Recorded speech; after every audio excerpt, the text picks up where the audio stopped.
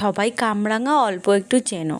তো কামরাঙার অনেকে চাটনি খায়, অনেকে আবার কামরাঙাটাকে চাটের মতন বানিয়ে খায়। তো আমি আজকে এই কামরাঙাটা পেয়েছি, পাকা একটা কামরাঙা। মানে এটা পুরো মিষ্টি, কোনো রকমভাবে ট্রাস্ট মি, কোনো রকমভাবে এটা টক না। তো টক হলে সেটাকে চাটনি বানিয়ে অনেকে খায়, বাট আমি এটাকে আজকে একটু স্যালাডের মতন করে এটাকে একটু চাট মশলা দিয়ে এর ওপরে একটু টেস্টি কিছু বানাতে চলেছি। তো তোমরা দেখো, এখানে আমার ছেলে আমাকে একটু হেল্প করছে। তো প্রথমে কামরাঙাগুলোকে ছোট ছোট করে কেটে বাটির মধ্যে এরমভাবে সাজিয়ে রাখবো। তো এরপর আমি আমার ছেলে একটু কেটে কুটে দিচ্ছে, একটু হেল্প করছে আমাকে। তো এবার দেখো সাজানো হয়ে গেছে।